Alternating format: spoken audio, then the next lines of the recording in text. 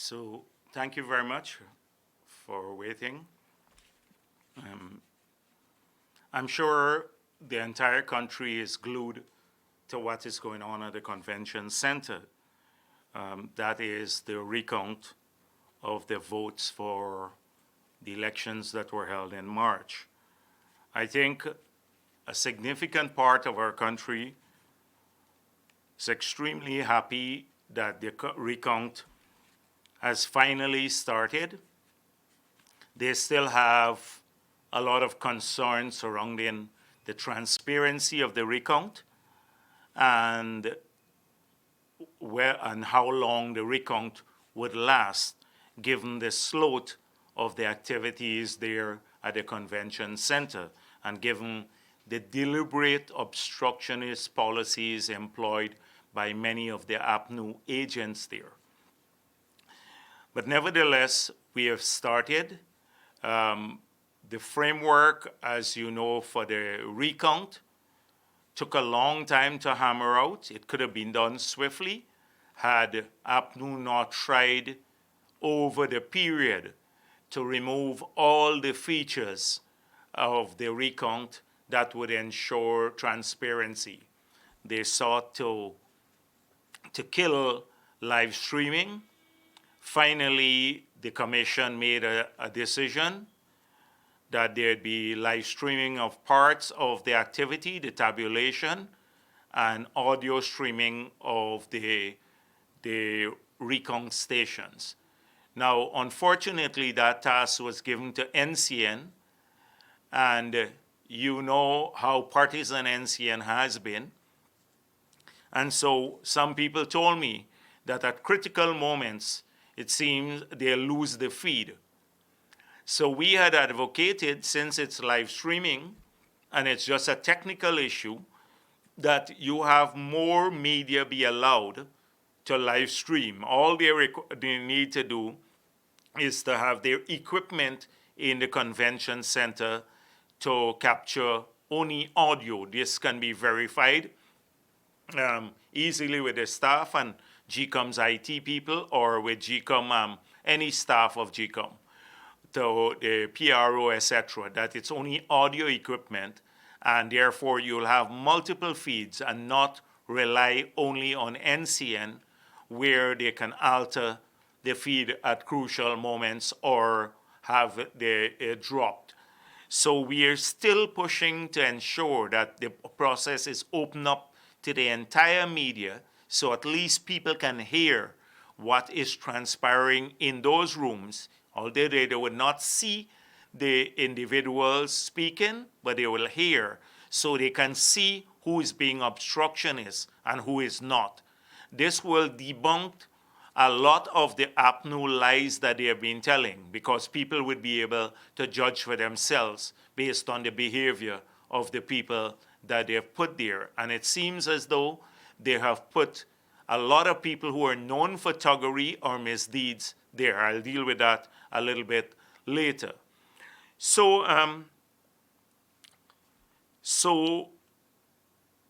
what has the recount showed so far?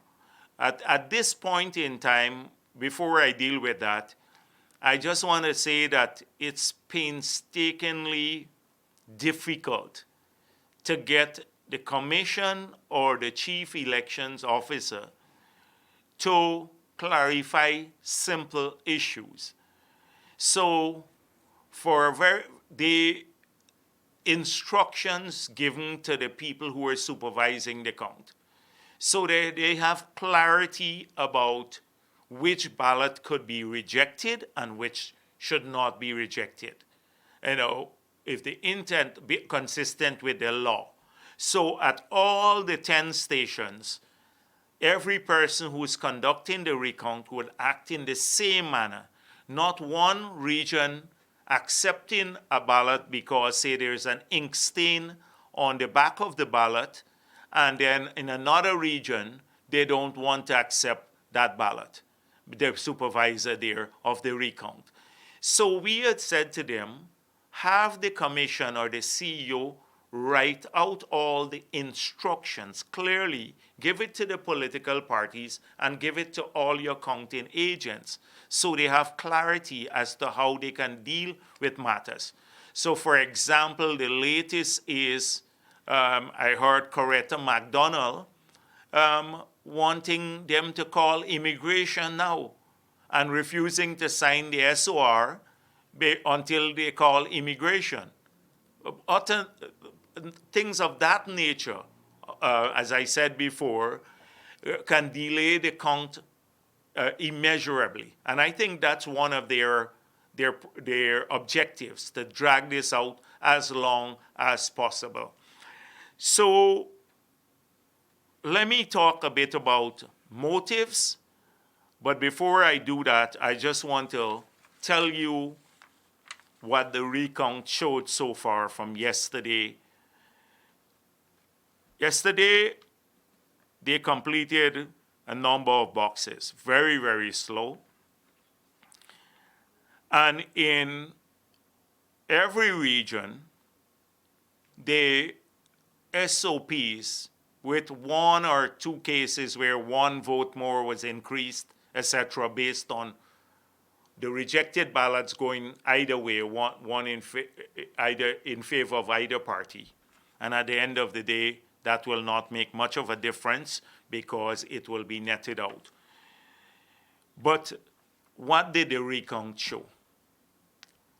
First of all, the People's Progressive Party made a statement after APNU claimed victory that it won the elections on the basis of statements of polls that it had in its possession that were given by GCOM to all the political parties who contested the elections. There were duplicates of the GCOM SOP. We posted those up for Region 4 where the controversy was. We argued that based on those SOPs, when you tabulate, that APNU won Region 4, but the figure that they use in Mingo's fictitious declaration bumped their votes up by close to 20,000 more than they had, and that could be supported by the SOPs. Now, you recall that GCOM refused to make public its copies of the SOPs, and that the APNU refused to make copies of its SOPs too, whilst claiming victory. We produced a document, and we uploaded this. So in Region 4, as I said before, we uploaded all the SOPs, 879 boxes. Now, 6 boxes were completed for Region 4.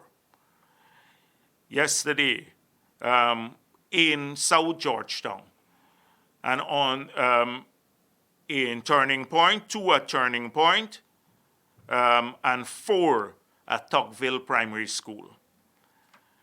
And in each case, at Turning Point, that is Division 413-411, the total number of electors, 180. In the SOR, that's a statement of recount, APNU got 106. But in the SOP that the PPP uploaded, APNU got the same 106. So it confirmed that the PPP SOP that it uploaded, or for all 879 areas, that this one was accurate, and the PPP got 4 votes in both the SOP we uploaded and the recount, the statement of recount. In another box, the next box at Turning Point, 240 electors, APNU 161 in the statement of poll, 161 in the statement of recount, PPP 4 in both cases. At Tuckville Primary School, the one box there, total number of electors, 395. APNU got 293 in the statement of recount, and also this confirmed that the SOP was also, that we uploaded, also had 293. And the PPP again got 4 votes in these areas in both the statement of recount and that, and the SOP. Tuckville Primary School, 313 electors. APNU got 126 votes there. In both cases, SOP and statement of recount, PPP 1616. In Tuckville Primary School, another box, 213 that's the number of electors. APNU got 178 in both, and PPP 15 in both, the statement of recount and the statement of poll. In Tuckville Primary School, for 413 voters, another box there, box F. APNU got 276 in the statement of recount, and they got 277 in the SOP. So they lost a vote there. They lost a single vote in that one. And in the PPP got 5 in both the statement of poll and the SOP. So you will see that from the 6 boxes concluded for Region 4, that all the statements of poll that the PPP uploaded have been now, the votes in the boxes have been confirmed as matching those of the statements of poll that we uploaded, which should be in the possession of APNU 2. So we hope as we go along, once the boxes are not being tampered with, and we are watching this carefully, the international community and the political parties, and there are many others who are watching the boxes carefully so that they cannot be tampered with, that they, in the containers, that's why we were a little bit concerned last night when we heard that there was an attempt to remove the private security there. Hopefully that's resolved. The police are watching the boxes. We have our agents doing the same. And their boxes are carefully escorted from the containers to the counting stations.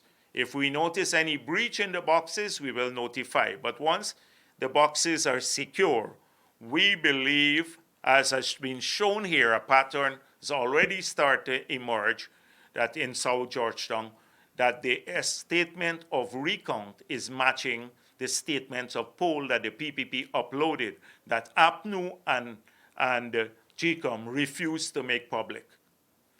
So APNU knows this very well. We believe that they know that the PPP won the elections by about 17,000 votes. And so there is a plan now to, as we spoke about before, I see many of our commentators speaking about it, to delay the process inordinately so that they can hang on to power for a longer period, to try to create confusion around the entire process. That, and I'll prove how they're going to try to do this. And then, as everybody is saying, the whole community knows this. People from abroad, international community, we know it, and the others, because they have, what they've been discussing internally has gone out. They're very porous, that they have to create enough doubts about the elections so as to call for fresh elections. And that is their objective, to hang on to power for another year or so, try to drag this out, etc. That is their objective. So how are they going to pursue the delay? The delay is part of what in fact, this is why we were saying follow the law on the recount. Count the ballot in the boxes. Now, what they've agreed to as part of the order is to do an audit, which takes a lot of time, more time. And so they are raising a whole series of objections. So, for example, this morning, the box that was being counted, one of the boxes in Region 4, where Carol Joseph was their representative, started at 8:30 and ended up until 12:30 to count one box. That's nearly 4 hours to count a single box. So what are they want to know now? So the staff have to list everybody who voted at the elections. So you got to call out a list from the voters list now. You take the voters list. This has nothing to do with the recount, the ballot in the boxes, but you got to call out the names of the people who voted. And it's a useless exercise because it's the presiding officer who sat down with the list and take off the names. There is no statutory requirement for them to take off the names on a list. This on an unscrutinized activity on polling day, unlike who voted. Who voted was where the party agents were there. They had to check the name, see the person appear, check their ID, check that they're on the list, watch the person physically, and then allow them to vote, and then ink their fingers. Unlike the list that the presiding officer is supposed to take off, the presiding officer could have gone to the washroom, take a break, and not take off the list. Could have fallen asleep and not take off the list. But that's what they want them to do now. They want to list all those who voted on election day. Now that in itself could affect the secrecy of the ballot. But you will never know how people voted really because their names are not on the ballot. It's a useless exercise as far as we are concerned. Now, they are also objecting to every other thing. They want the list of counterfoils. That is another thing that is not relevant to a recount and the law governing the recount. And if you have a chance to read the act, just read what the Representation of People Act says about a recount. They're deviating from that. They want that. Then, so there is a full-fledged delay of the results, the counting. So they want to slow down the entire process by making these objections. Now, as part of their objective of casting doubt on the process, we've heard a number of people, Patterson saying, that APNU is equipped with death certificates and migration records. So they now, I don't know where they got the death certificates from or these migration records. And frankly speaking, I don't trust them to produce any migration record because that's in Felix's department. But even if they had those, what does it prove? So they have gone back now. So when they say that, they are now Coretta McDonald saying they must call immigration to find out if this person migrated. Those all were issues settled before the elections. When the court ruled you can't remove people's names from the list who are eligible to be there. But just think about the logic of it. APNU knows it lost the elections. It knows that because they have the statements of poll 2. They know they lost the elections. And their behavior is consistent with a party that has lost the elections. So nobody wants, if I win the election, then why would I want to, and that they claim they won, then why would they want to now argue that one, they put out something on Granger's page and the DPI and Christopher Jones and all of the others, the propagandists, they have a group of would-be riggers who are part of the plot, very close to the rigging cabal at Congress Place, and therefore they're the propaganda arm. So they said, oh, the list was bloated, they put out something. Remember, it was the PPP that used the court to stop GCOM from completing the house to house. Now, what does this have to do with elections? If you're claiming you won the elections, then why are you claiming the list is bloated too? And that dead people may have voted or people who migrated, and then you're claiming victory too. So you're claiming that you won on the basis of dead people and those who migrated voting, that gave you the victory because you're saying you won the elections. So clearly they know they lost the elections. From their strategists didn't think that through to the end. They're so transparent. They're very, very transparent now. And I would say clumsy too. Because if you're arguing you won, why would you now go and try to prove that dead people vote? They walk with a list of dead people and people who migrated. Now, each of these, the persons who voted on election day, they had to be on the list. They had to run a gauntlet through GCOM staff, many of all that were hired by GCOM, that is very close to APNU. All of these staff, the presiding officers, everyone else in the polling places were hired by GCOM. They had to go through a rigid test. They had to have their picture on the list. The party agents, including APNU agents, were in the room to verify that they're the real people voting. Now, why didn't all of you object at that time when they thought that they won the elections? Right now, this is the new red herring, so that this is part of the plan to claim, oh, the process was flawed. So that is why Alexander was insisting on this sort of thing, going to tick lists, etc. They're not germane.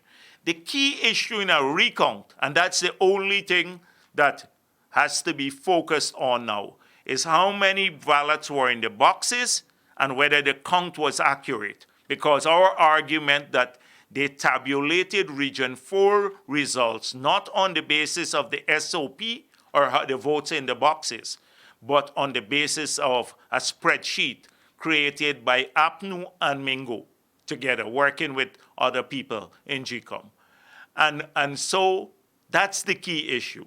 Any of these issues about death certificate and migration records, they can prove that in the court in a petition if they believe that it was large enough to overturn 17,000 votes. But because they were scrutinizing all of these activities in every polling place, and they had GCOM doing it on their behalf too. So they know they lost. A party that has won an election, don't go and then say the list is bloated, or dead people voted, or people who migrated. That's the old APNU excuse. If you go back to all the elections of the past, every time they've lost the elections, they always claim, oh, the list is bloated, dead people voted, etc. The only party that has a history of dead people voting is APNU. So, and even that, they can't get right, the propaganda. So the propaganda was that some man voted. I don't know how they know how people, who voted and how they voted, because that's not written on the ballot, that somebody voted in Region 2 in a particular division, and they made that a big post, part of their propaganda to cast doubt on the results. Yesterday that was posted by the entire APNU leadership, and disgustingly, it ended up on President Granger's page. I believe either he is part of this nonsense or the clumsy attempt, or they capture his page, because many Facebook pages of people who are busy, not that I'm saying he's busy, but they are managed by staff. So I think that Congress Place is managing that page too. And they posted that clumsy attempt to say that somebody who died voted. Now, as you have seen, two persons in the same division has the same name. One died, so it could, and they could very well have been the other person. But that's not the point here. If you have a concern and you have your death certificate, etc., you can raise it in a petition, an election petition. But that has no bearing on the votes in the boxes. Because you think if the results were declared in their favor, well, they were fraudulently, then they were prepared to be sworn in on that result. They would have complained about dead people voting and people who migrated. So the entire machinery now has been doing this. Talk about bloated votes, etc. And now let me just tell you about the misinformation. You're going to have a ton of misleading information that will come out. It's part of their attempt to discredit the process. And it will come from the would-be riggers using NCN, Chronicle, people like Gordon Mosley, Adam Harris, etc. They're part of that little cabal that is still trying to make a last fight and to rig the elections. But they're dwindling in numbers. So you saw, first of all, they claimed that the PPP didn't want the recount in 10 regions. And therefore, the PPP was trying to block the recount. When they went to the court to block the recount, and two, it was Lowenfield who put up a plan for 156 days to do the recount. We believe if it was done in accordance with the law purely, where you count the ballots, could have been done in 10 days. That's what our proposal was. To count the votes, then get it over with for all 10 regions. So that was a lie. The second lie is that we would go to the court to block the recount. That has been exposed as being a lie. Yesterday, they had another lie in the morning, that the PPP delayed the recount because we couldn't find our keys to the containers. When the locks for the container were all seized up because of the elements, and the staff of GCOM had to cut their locks for the GCOM lock, APNU's lock, and the PPP. And we had to replace them because they're all seized up. But then they had their propagandists spreading the news, including some sane people, saying shame on the PPP. You know, I saw one man who prides himself on being impartial. And he said, shame on the PPP for delaying the recount. And when it's an absolute lie by the Chronicle. Absolute lie by the Chronicle. So it started yesterday morning. Then by midday in the afternoon, we heard that, dead people were voting. And they came up with this clumsy thing about this man who they said died and voted. Thirdly, then this morning early, we saw another statement that the PPP, that GCOM halts tabulation process after secret meeting exposed between PPP and the officials there. Now, that's another lie. Well, thankfully, we didn't have to debunk this, that the GCOM itself debunked this, that it's a total lie. That the engagements, this is in a public area where all the parties can speak to the GCOM official. This conversation took place in the Dome, where NCN has its cameras. They got to be extremely stupid to the PPP to have a secret meeting where NCN has its camera, where all the parties can be present. But the meeting was secret because the APNU official didn't come on time. All the other parties were there. And the questions asked by Frank Anthony were done in the earshot of all of the others, and it was about the recount, the tabulation process and when it's going to start. But this desperation again, and this strangely ends up on Granger's page once again, that this guy, as a president, I wonder if he's in control, and he must say that. He's still president, but is he still the leader of APNU? or has the cabal taken over there, the rigging cabal, with his blessing or without his blessing, and they have now hijacked his Facebook page and all of the others to spew lies that GCOM itself had to debunk. But they're not fooling anyone. They're not fooling Guyanese, only the most gullible of their supporters. Because APNU has a lot of smart people who voted for them too, will see through this, what their game plan is. So only the most gullible, the hardcore of their supporters would believe the lies. Because they're not fooling the international community, they're not fooling the small parties, and they're definitely not fooling the People's Progressive Party. Definitely, or the public, the Guyanese public. So these are all clumsy attempts to prove a case. Oh, they know that the ballots, when the ballots are counted, once the process is done in a fair manner, and we will watch that, the international community is watching it carefully too. We have gotten assurances, notwithstanding the denial of the request of the observers to return from the Carter Center. They're watching it carefully. I've seen several statements emanating from several quarters, from CARICOM, speaking about the credibility of the recount. I deal with all of these issues a little bit later, but everyone is watching. And as I said before, this is their last opportunity to gracefully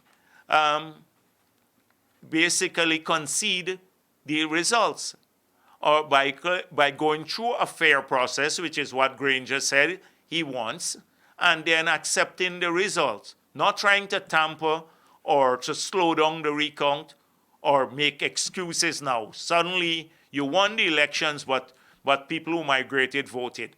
They won the elections, they claim, but that people voted.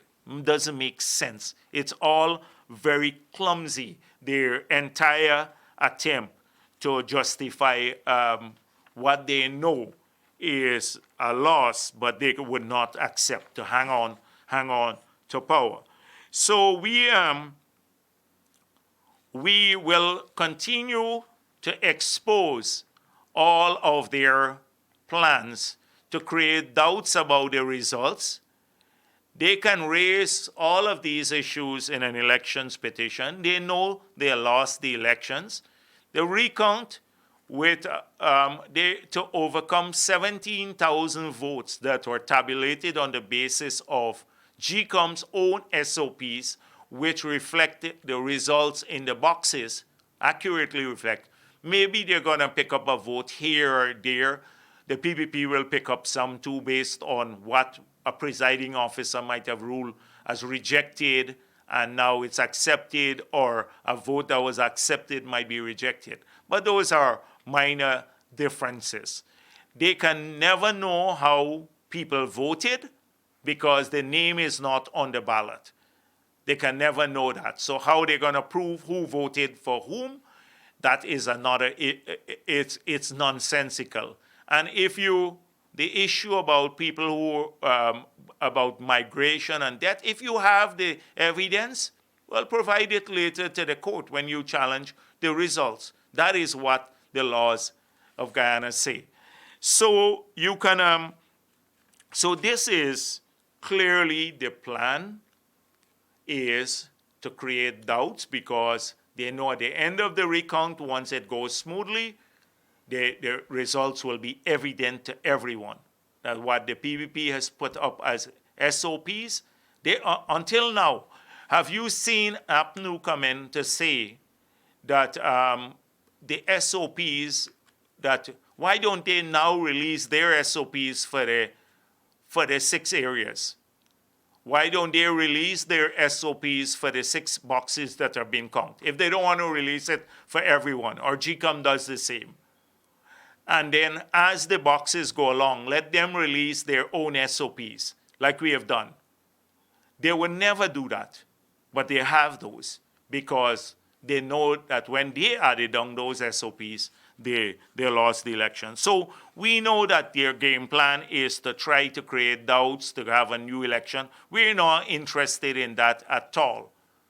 There'd be consequences internationally if that's their route, because nobody wants if you can't go to accept the result of these elections that were done with the presence of the whole international community, what is there to say that future elections you're going to do something, you're going to accept the results? I want to remind people that the last elections we had a lot of concerns. You recall the concerns we had in Region 1. We lost the member of parliament by a single vote. We didn't get a recount. In Region 4, one of the current staff, who was RO at that time, refused our request for a recount not didn't even refuse, just disappeared. We couldn't even put in our request. And what did we do? We accepted the results of the elections, although their margin of victory was just about over 4,000 votes. Minor margin of victory, but we accepted the results. And so this is a case of decency. Granger purports to be decent, but he has allowed this APNU cabal, the rigging cabal, to take over everything. And he has this concept of plausible deniability.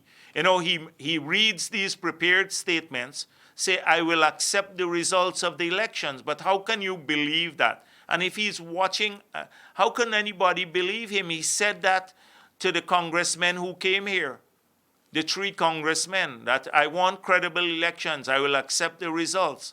The entire international community pointed out that the results were not credible.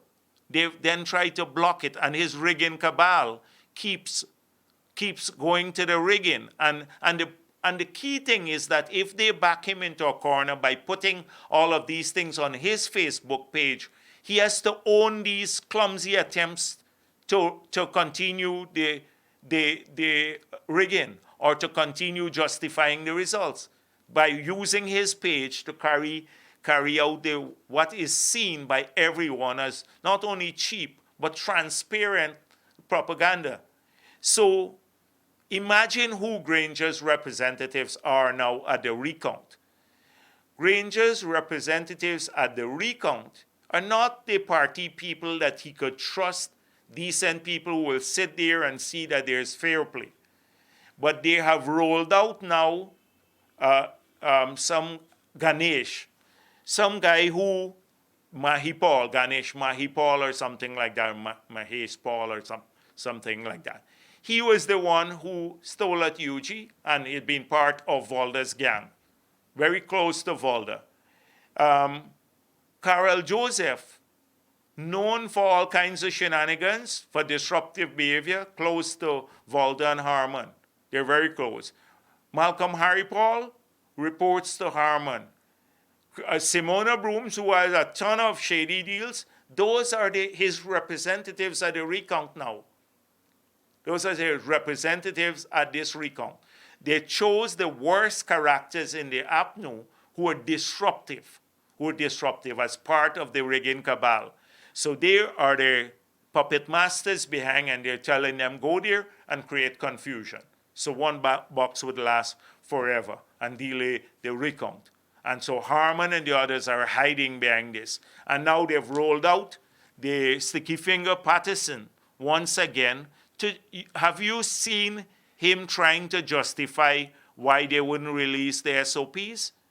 The guy was at a loss.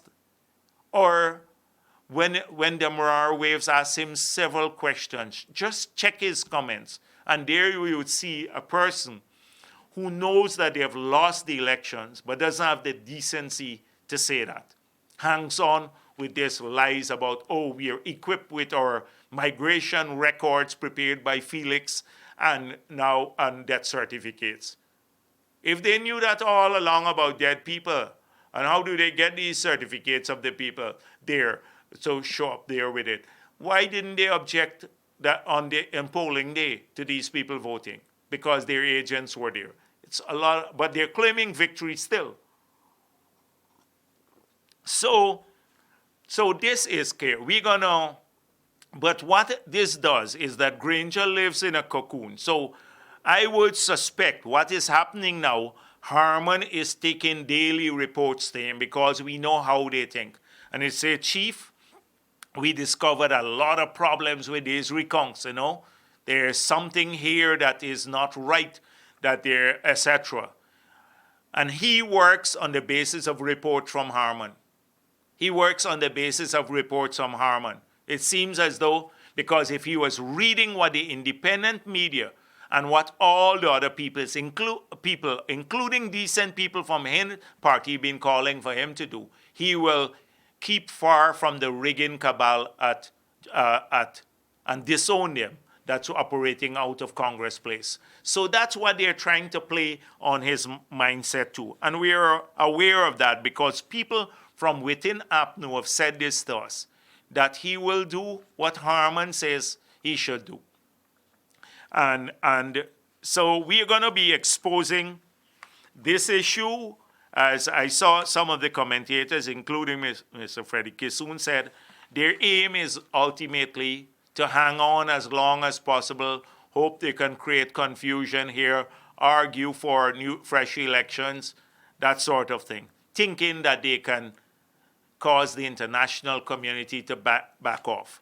The second thing what they're trying to do simultaneously is they have launched a very nasty attack against the representatives of the diplomatic corps, personal attack here in Guyana. And so this is on one hand, their strategies are so clumsy. On one hand, they go to Washington and other places, and they're lobbying for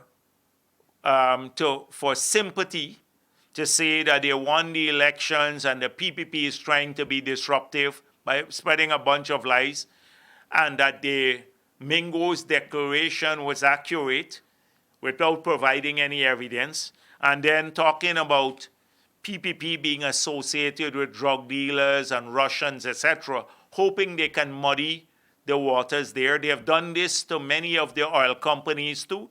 They've asked some oil companies and people that the oil companies work with to use their powers to help them in Washington and other places to lobby on their behalf, so that that they can influence key policymakers or international organizations, and because they're very friendly to the oil companies. This is what they're doing, and we know about it. Every single day when they make these contacts, people tell us, and they tell us what they say, and they listen to them politely, and then they basically, the impression is that these guys believe that we were born yesterday or we are fools. That is, so they're doing that. So on one hand, they're trying to run down their local representatives by spreading rumors, nasty rumors, etc. about them, and using people like Adam Harris and Imran Khan and the others like Christopher Jones and all of the others, James Bond. These are and Sherrod Duncan. These are the names, and I hope that they look at these people, because we have also been watching them closely. Their names as how they're part of this rigging cabal, and the international community, I know, will be observing closely too. But they are the key propagandists trying to besmirch the character of people who by saying, oh, they're close to the PPP or they're close to someone else. Anybody who stands up against the APNU or speak out about the rigging, they're close to the PPP. So the Carter Center must be is close to the PPP, because the Carter Center issued a report saying that the results of Region 4 are not credible. Now, first of all, the Commonwealth did that too, and even a stronger statement than the Carter Center. The OAS did the same thing. The Commonwealth is made up of 50-something countries. The OAS, over 30 countries. They issued similar statements. The Mia Mottley said that up to recently, she said that there are forces within Guyana who don't want to see the recount done. Couldn't be referring to the PPP, because we were pushing for the recount. It was the APNU, two candidates who went to the court to try to block the recount at the direction of the rigging cabal. So the European Union, made up of a large number of countries too, they issued a report. But anybody who says that there is some rigging or the results are not credible, that they declared, then they must be close to the People's Progressive Party. On the other hand, which international organization or which person of international standing has said that they believe APNU? They're alone in this, and APNU and AFC. They only have Lincoln Lewis and Hines who believe this, and they're not of any standing because they're part of the same gutter system that wants to see rigged elections in Guyana. Nothing. They're on their own, but they're going around doing a PR offensive, that they call it, to change the narrative, as they say. But on the other hand, they're running down the representatives of these countries, as though the people will listen to them and embrace them without any reason, without their own judgment, without having recourse to the fact. So Granger must do the same thing like he did with CARICOM. That when they tried to quarantine the CARICOM people, well, he said, let them come in and there'll be a testing before they come here. The same conditions under which the 3 CARICOM observers come, they must give the permission to the Carter Center and all of the other observers who want to return. They were accredited for the entire elections. And so there is no issue about accreditation because the result has not been declared as yet. So no issue about accreditation from the government again. This is not a new accreditation. What they're using is a political COVID task force to now block the entry of the people. That is what they're using, a political task force that is made up of Walter Lawrence and Harmon is the CEO, and Cummins and Nagamutu. They now are preventing this from coming. There's been no response. Silence. Granger has gone silent, the task force. We don't know about the application. If they rejected it, what are the reasons? But they simply don't want an international presence here in Guyana. But people are watching. They're watching, they know. And they think that rejecting the international or observers will not in itself have consequences for those people who rejected them. Because they would be identified as part of this cabal, the rigging cabal. And so if Granger really wants to see a credible recount, why not allow the observers to return now so that everyone, they don't interfere with the process. You have your party agents there, GCOM, all the party agents. They're just there to do a job to see that the results are credible. But if you're not interested in clean results or you're interested in tampering the process, then this is how you would act. Try to deny international observation or international presence, and then go to those very capitals to argue you want transparency and you want their support. It is, some of the strategies in APNU are simply unbelievably stupid, if I must say so, that they think that the world will accede to this request. So as I said before,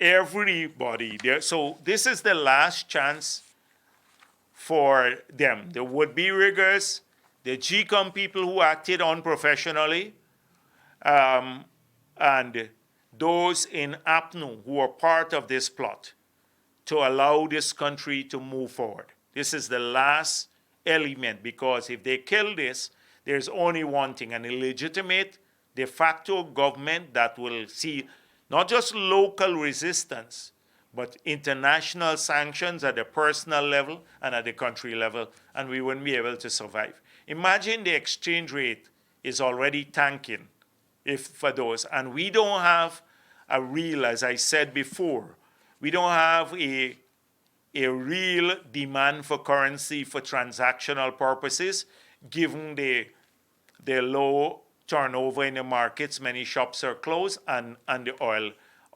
prices are low. Just imagine when there's a return to normalcy, or if there could be a return to normalcy under the APNU, then the exchange rate, and there is no inflow or very little inflow, and you're under sanctions, which even further diminishes inflows. What will happen to the exchange rate? What will happen to the policeman or the public servant or the teachers who work on fixed income? It will wipe out the real value of our currency. And a whole range of ensuing problems will take place. I don't want to be comprehensive on that, but that is such a worrying development for me. It will set us back for many, many years, many, many years. And you can talk about GDP growth, but you're not getting enhanced revenue or economic activities, and the jobs all dry up. So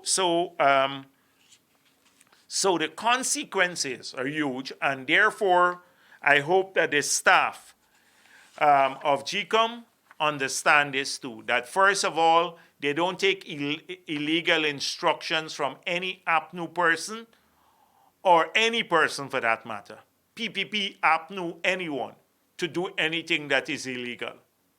Secondly, that they don't take instructions from Mr. Ming Lowenfield and the others in the GCOM leadership, urging them to do anything that is not transparent. Because at the end of the day, they will get into trouble.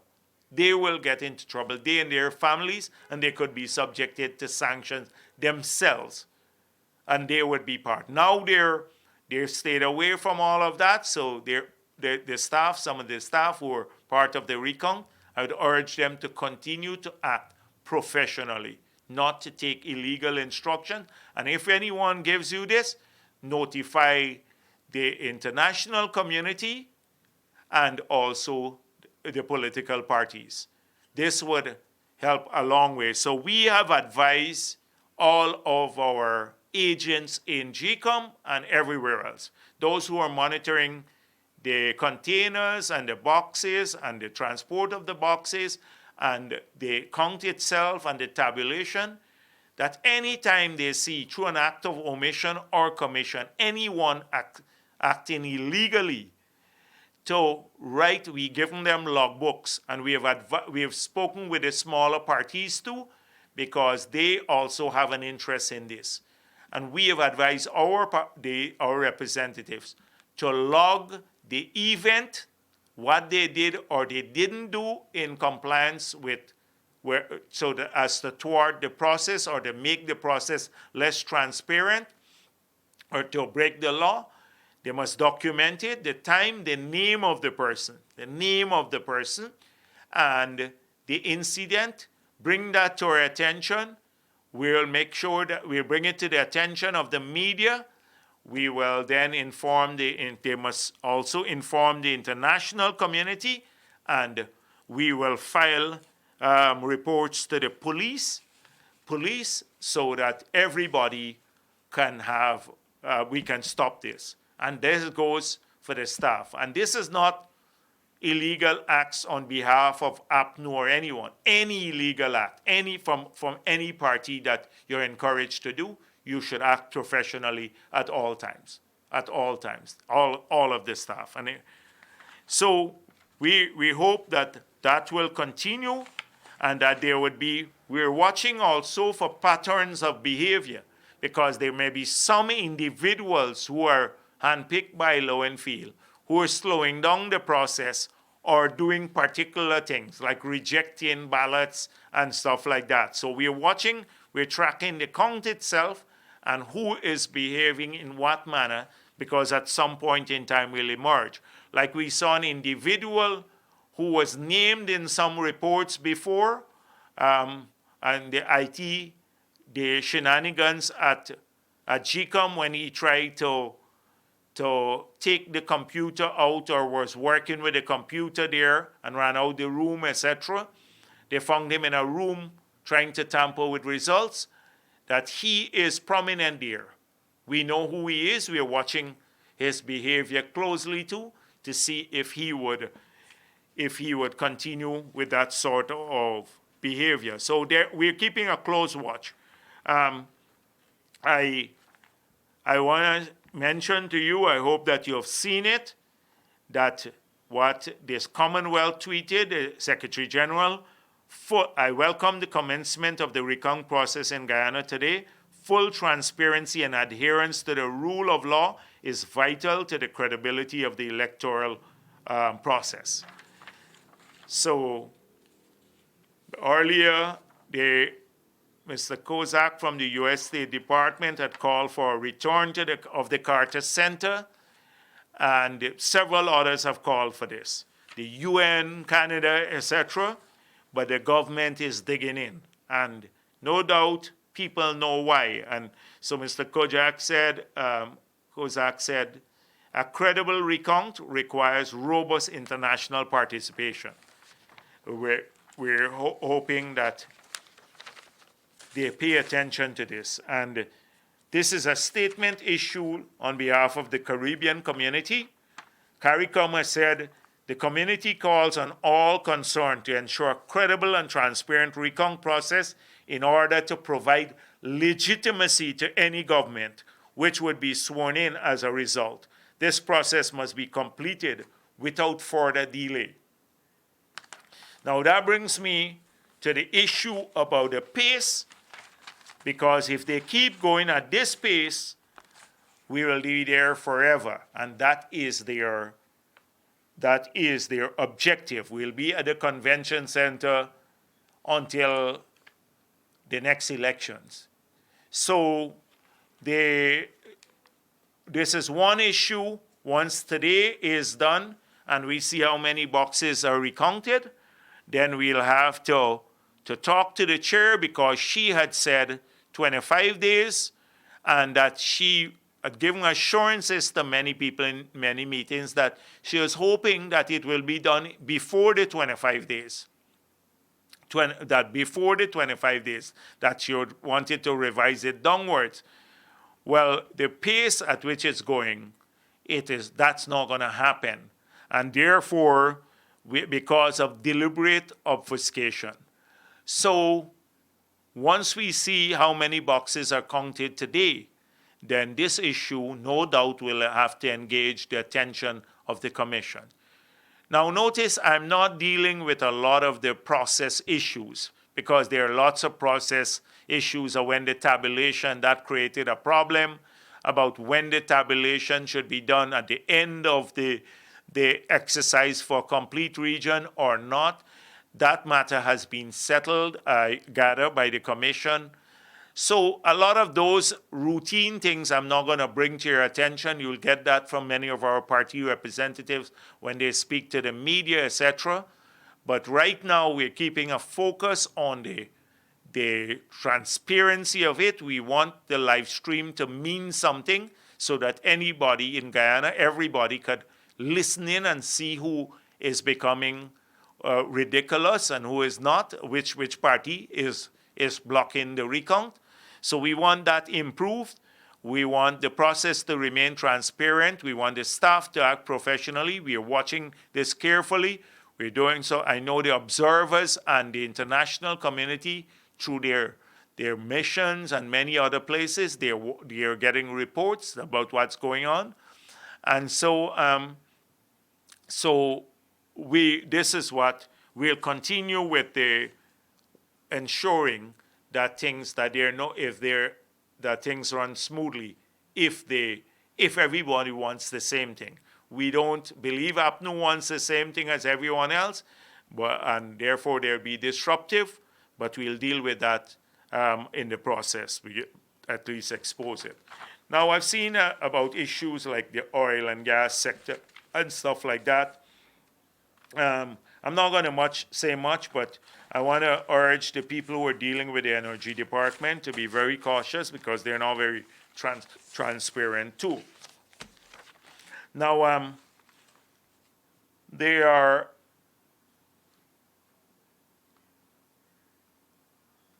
there are some questions. There are some questions that came in earlier. Before I came, I printed them out because it's hard to read. They keep bumping them up on a computer, so when I'm here. So what safeguards did you go into the recount with? I dealt with that to some extent. We were hoping that the recount will be done swiftly, but openly too. Transparency. That we made a proposal that they should have an auditor there to watch, to observe the recount. That there must be an auditor in every room, and it's easy to find that. GCOM could have hired any auditing firm to do that. They should have done that. That's one. Two, they took that away. Two, we wanted a large presence of international observers. GCOM agreed through a motion of ours to re-invite the international observers whose accreditation was still, they were still valid. Now the COVID task force undermined that with those who wanted to come back. So you can see all along who's been trying to get the recount, the safeguards about transparency removed. There are a few things that we managed through a long fight to get. The live streaming, video live streaming would have made it easier. But the audio live streaming was still a compromise, and we accepted that. But then they tried to undermine it by giving NCN to do this. So NCN is very partisan. So that's why we're calling on GCOM to allow the private stations to audio feed, to have an audio feed from the convention center itself to audio, to broadcast. And so the safeguards we have now are vigilance, extreme vigilance. You have several political parties with representatives there. We know that the international community, through their ambassadors and embassies, etc., are paying a keen attention to this process. They have local observers, and I know that the international observers are keeping a close watch, although they're not here physically present because of this political task force. So this is why the vigilance and our preparation log in every incident that takes place, making sure that the media is aware of it. And we'll be doing much more of that, keeping the media aware of the real issues, not like having every day to respond to APNU rumors, because so far we've seen several rumors. PPP couldn't find a key for its boxes, PPP in secret meetings, PPP somehow a dead man voted and they know he voted for PPP.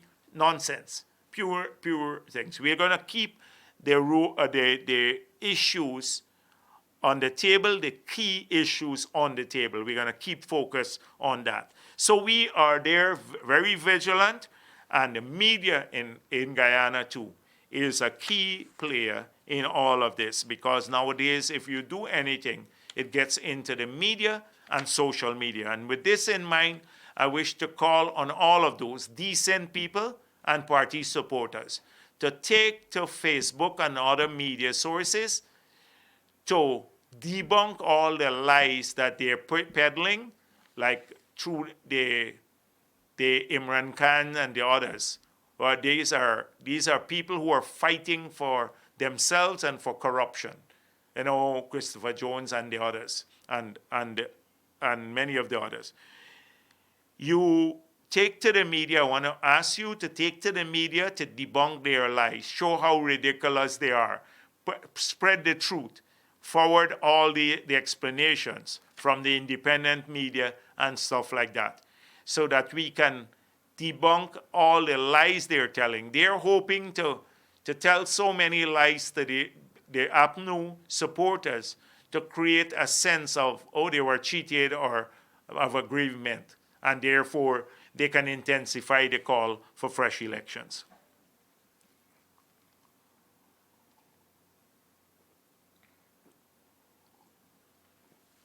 How is the PPP responding to the issues being raised by APNU as major problems in the electoral process? And was this anticipated? Now, their major problem had been the issues that I'm telling you about. Now they have a concern that the list is bloated. But had they won the elections, they would have been happy to win it on the bloated list. In fact, they're still claiming they win it on the bloated list.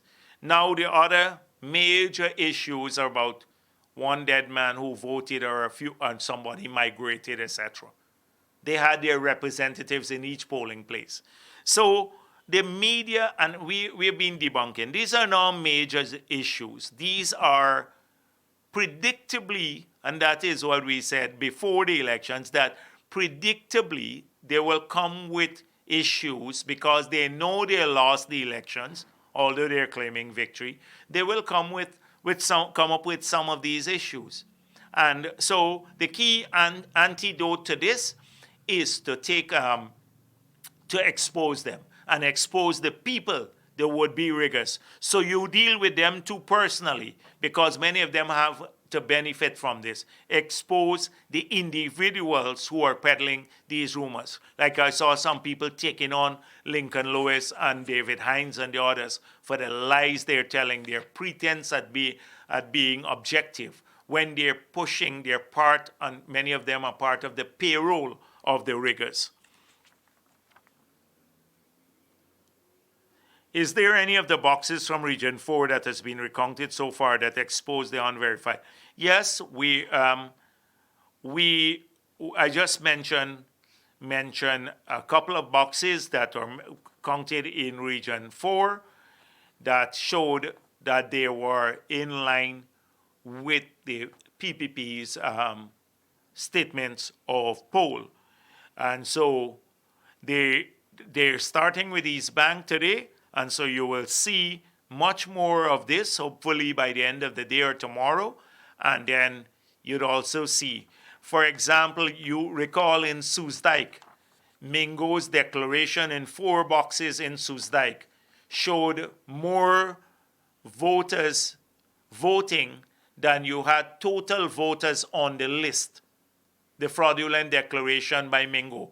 Imagine, APNU is not commenting on that one. That Mingo declaration for Soesdijk had more votes in the declaration than you had total electors on the list. And this is not discipline services vote mixed in there. They just tamper with the vote. They increased it by a few hundred votes for them on the spreadsheet. So more and more will be exposed as we go along. How will PPP respond to attempts by APNU to frustrate the recount? I think I dealt with some of this. The international observer mission here, is that a problem with them not coming? Yes, it is. It shows, it exposes to the world, and I'm sure information has gone back to the capitals of all of the places, that Granger has rejected the international community from observing the elections.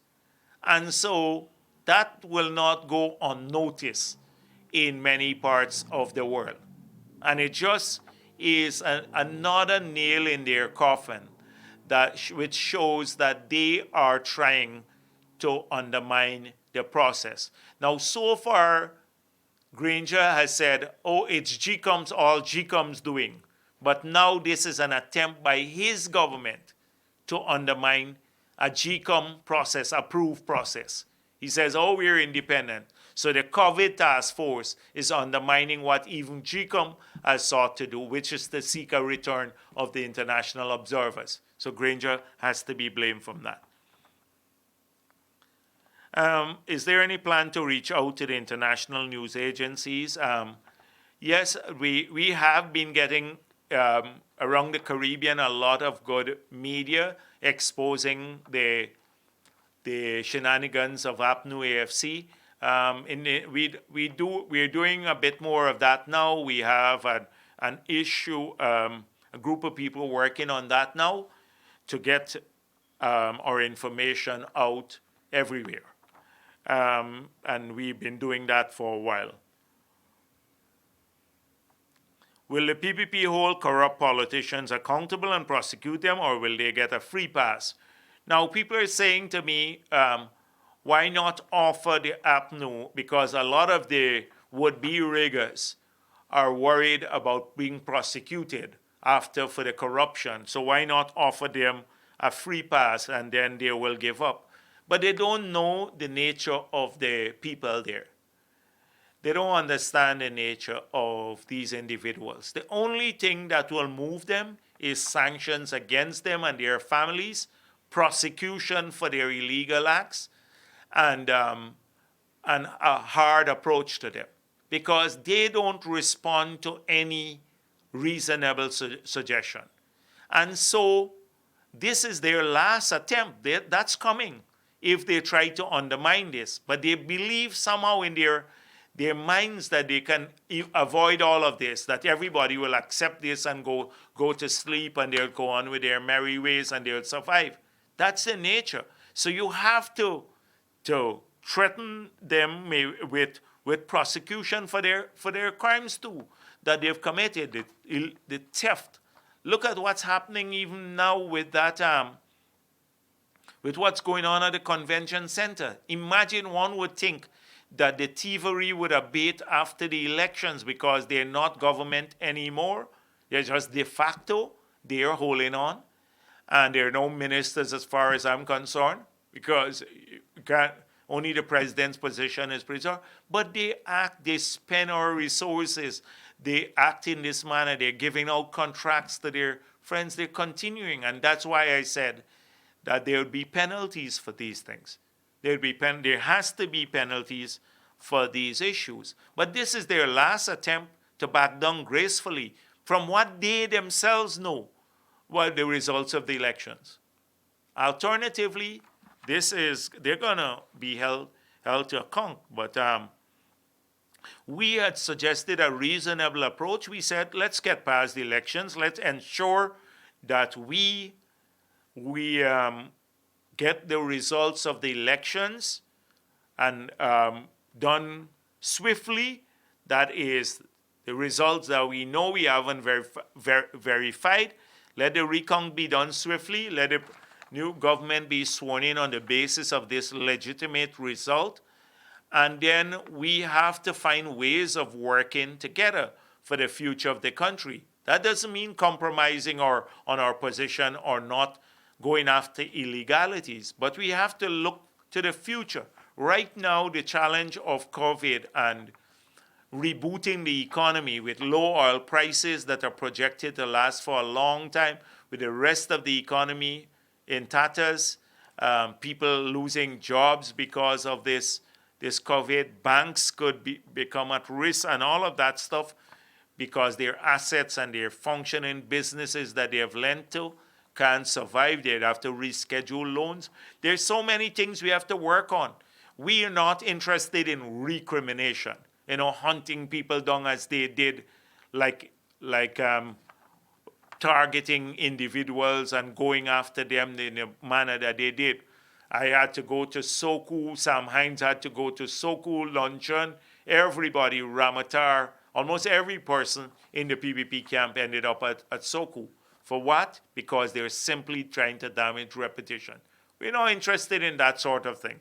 If there's illegality, the investigation must lead to that. But we had offered that way forward. Let's get the legitimate president sworn in. Let's work together. We made it clear, even on the oil and gas sector, that we have to have a bipartisan approach. Both parties sitting and the other parties too, the smaller parties, being involved in working out a national approach, ensuring everybody moves forward, but that we reboot our entire country and we move forward. So that is how we are approaching the matter. Even with the SORs, what is there to prevent Lowenfield from presenting a fictitious report? So in the order itself, we have a major issue with the order because it says after the recount is done and the declaration is made in all the regions, and one assumes here that the recount is done properly and that you add up so that all of the results of the regions are accurate because they're open, transparent recount. The order says that the commission shall then meet to decide if that should form part of the report. So that is very vague. Once the recount is done, we expect that you tabulate the 10, add up the 10 regions, and then declare the results on the basis of that.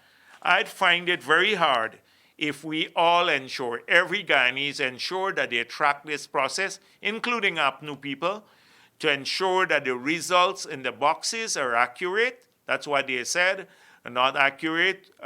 And we made it clear that many of the results declared by Mingo are not accurate. They differ from the count in the box.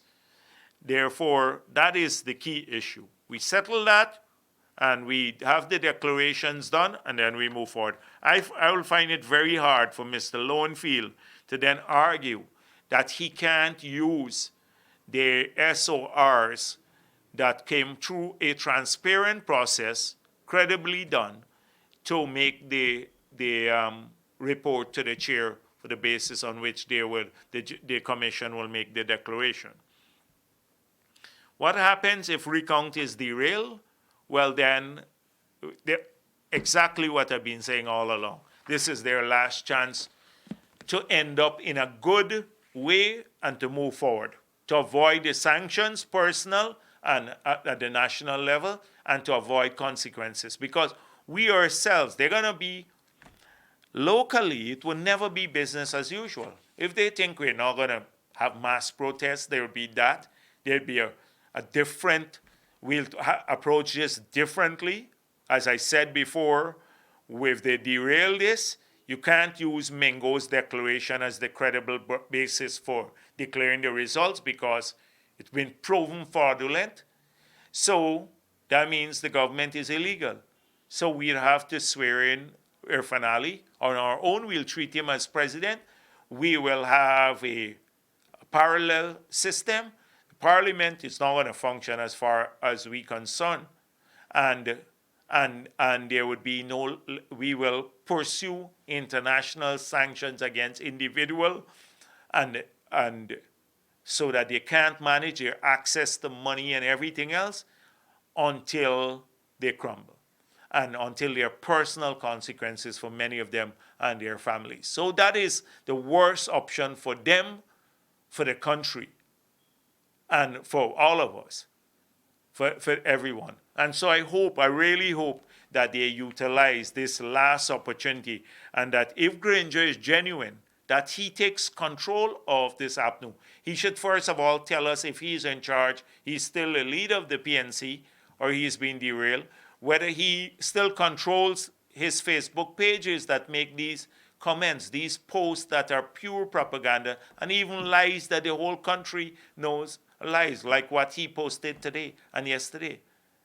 He must tell us, and if that's the case, he has to ensure that the flock over there, the people who are going to the recount, they represent him and that they represent a decent group who want to see the recount go transparently and that the results are determined through that process. So these are just some of the issues. I want to also